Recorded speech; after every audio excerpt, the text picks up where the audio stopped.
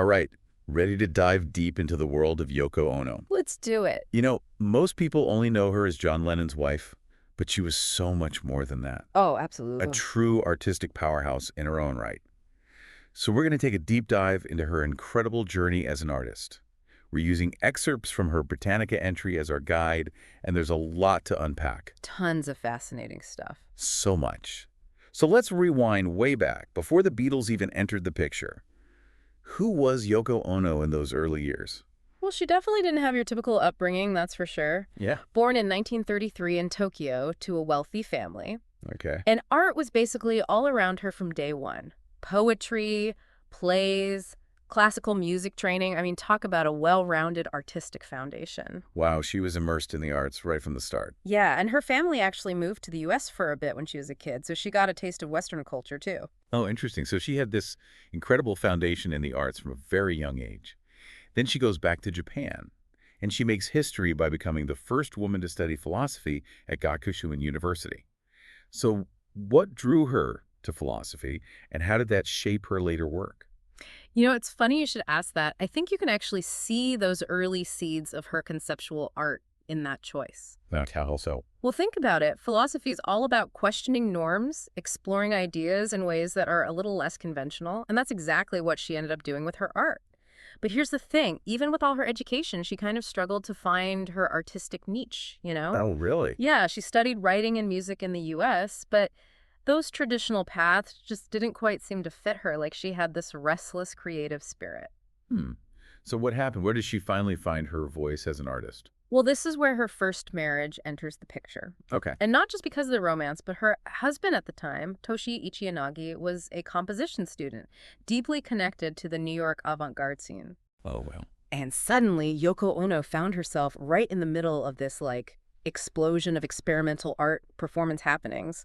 And she dove right in. That must have been an incredible time to be in New York. So paint a picture for us. What was that avant-garde scene like in the early 1960s? How did Yoko Ono make her mark in that world? Oh, man, it was electric. Imagine a whirlwind of artists like Lamonte Young, John Cage, Wow, yeah. all these people challenging every rule about what art should be. And Yoko Ono's loft became the central hub for events, performances, and her work. Anything but traditional. Take painting to be stepped on, for example. Oh, yeah, that was famous. But it's also kind of baffling. A painting meant to be walked all over. What was she trying to say with that? That's where the aha moment hits you, right? Think about what it challenges. Yeah. The whole idea of art as precious, untouchable, something you only admire from afar. Right. Yoko Ono wanted to smash that barrier, involve the audience, make them part of the creation. Art as experience, not just an object. That is so ahead of its time. And this idea of audience participation, breaking down those traditional walls between art and viewer, it became central to her work, didn't it? Oh, absolutely. And it evolved even further with her instructional pieces. Okay, what are those? These written prompts, almost blurring the lines between art and life, like listen to the sound of the earth turning, things like that. I love that. They became a whole collection called Grapefruit, which basically became a cult classic, still hugely influential today. So we've got this young artist defying expectations, creating art that's meant to be experienced, not just observed. And then she becomes part of the Fluxus movement. Right. Now, for those of us who aren't art historians, what is Fluxus, and how did Yoko Ono fit into that whole scene? Fluxus is tough to pin down because it was more of an attitude than a rigid style, Yeah. Think of artists using everyday objects, sounds, actions, anything really, to create art that was playful, sometimes shocking, and always pushing boundaries. And Yoko Ono, she was totally at home with that. In fact, George Mess-Eunice, the founder of Fluxus, gave her her first solo exhibition in 1961. Wow. So her career is taking off in this incredibly experimental direction. But then she takes a break from New York, heads back to Japan for a while, even gets married to filmmaker Anthony Cox. How did that time away shape her art when she returned to the U.S.? Yeah, that's where things get even more interesting. It's like that time in Japan allowed her to process everything she'd absorbed in New York. Okay. And when she came back, it came out in even bolder ways. She created Cut Piece in 1964, one of her most powerful and controversial performance pieces. Oh, yeah, Cut Piece. That one definitely stays with you. The imagery is so strong. Tell us more about that piece and what it reveals about Yoko Ono as an artist at this point in her career. Okay, so picture this. Yoko Ono sitting silently on a stage, and she invites the audience to come up and cut off pieces of her clothing. It's an incredibly vulnerable position to be in, just loaded with symbolism. It's about power dynamics, the objectification of women, the relationship between artist and audience. It's all there. It's such a bold statement, especially for the 1960s. Looking back now, it's clearly a landmark piece of feminist art. Yeah. It really makes you wonder what was going through her mind, what she hoped to provoke in the Oh, audience. for sure. And it's not just the concept, it's the execution. Yeah. Her stillness, the gradual stripping away of clothing, it's almost ritualistic. And then you've got the reactions of the audience, the hesitation, the boldness.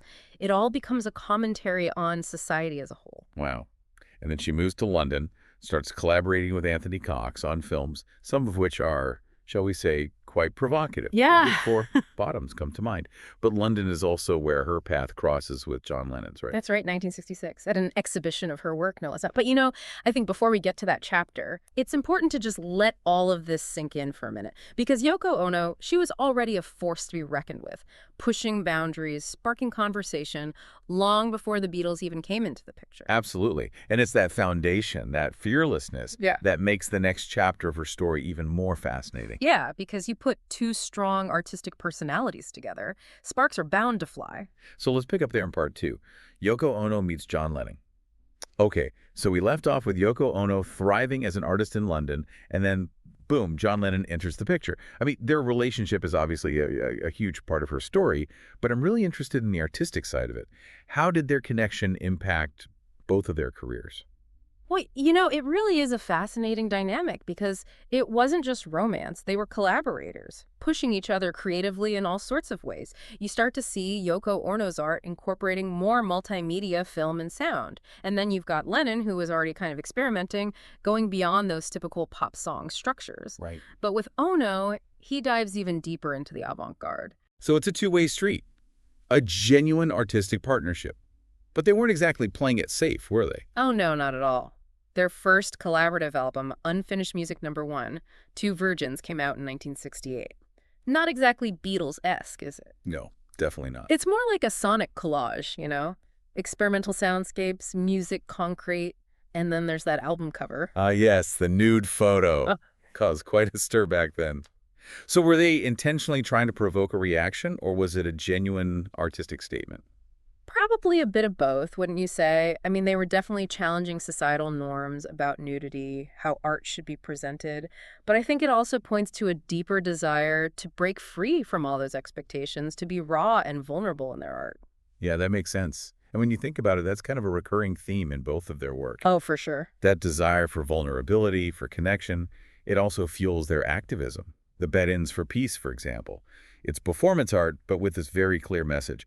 What were they trying to achieve with those events? Well, think about the context. It's 1969, the Vietnam War is raging, the Cold War is at its peak, this sense of global unrest everywhere.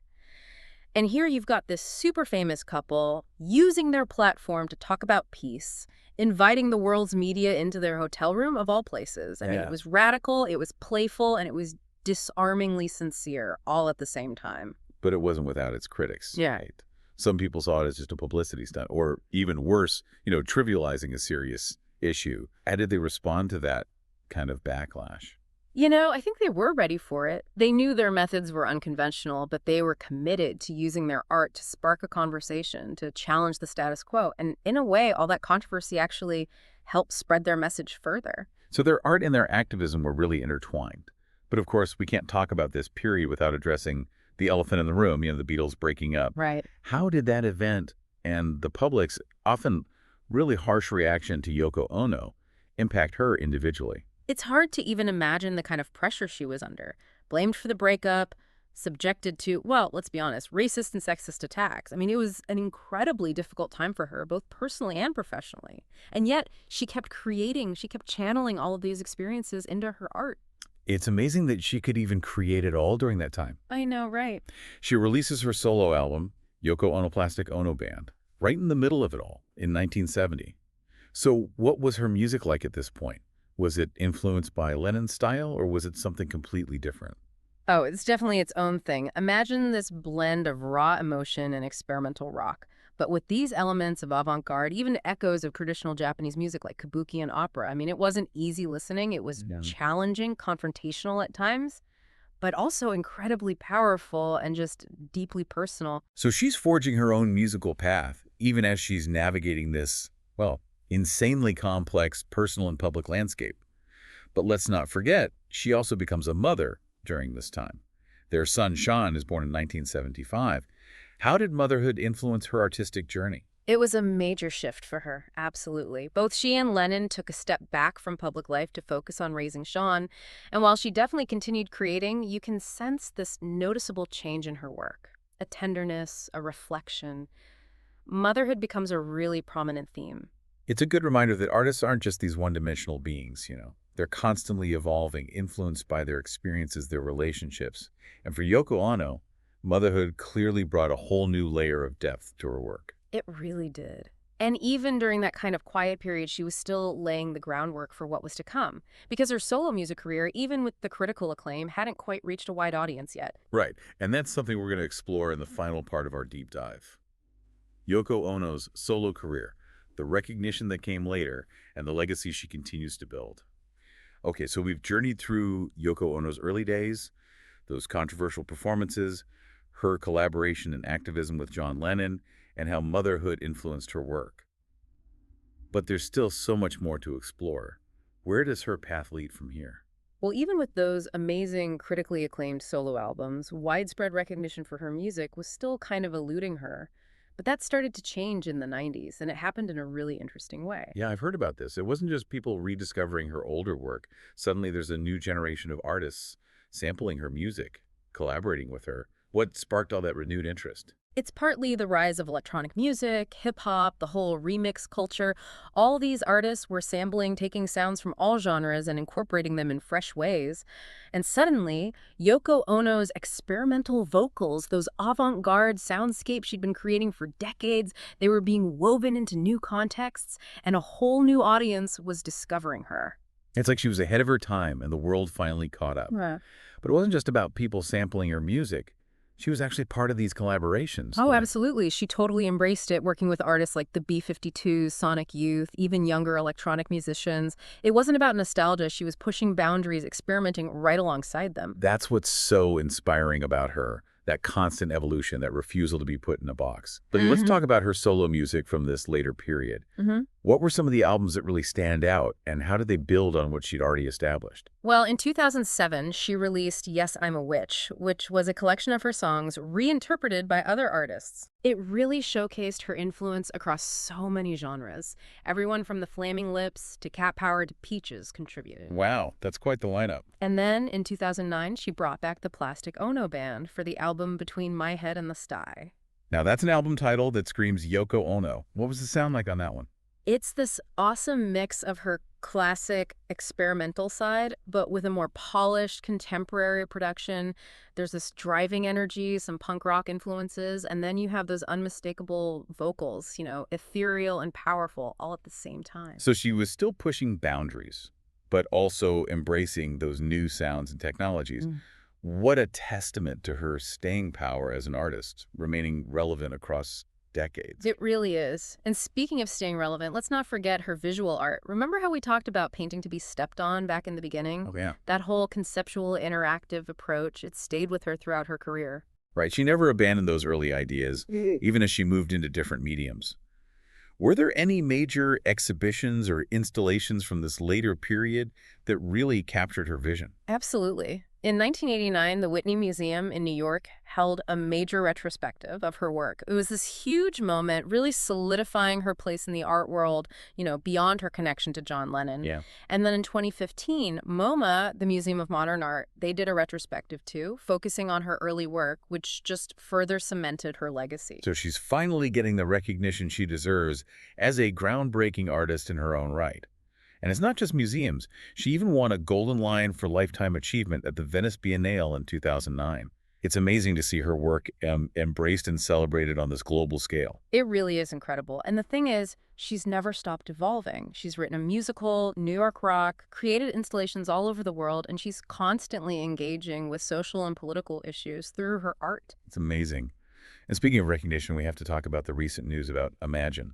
Oh yeah, in 2017, The National Music Publishers Association officially added Yoko Ono as a songwriter on Imagine. I mean, John Lennon himself had said back in the 70s that it should be credited as a Lennon-Ono song, so it was a long time coming.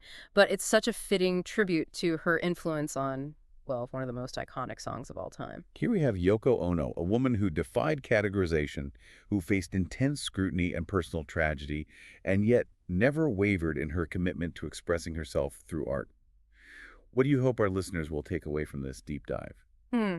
I think the biggest takeaway is the importance of looking beyond the headlines, beyond those simplified narratives. Yoko Ono was a visionary artist long before she met John Lennon, and her impact on music, art, and culture, it's still felt today. Her story is a testament to individuality, to having the courage to challenge conventions, and to the enduring power of art to inspire and provoke. It's so true. It reminds us that there's always more to uncover, more to explore when we're trying to understand an artist's journey. Hopefully, this deep dive has piqued your curiosity to explore Yoko Ono's work further, to form your own interpretations and develop your own appreciation for her truly unique and multifaceted legacy. Thanks for joining us.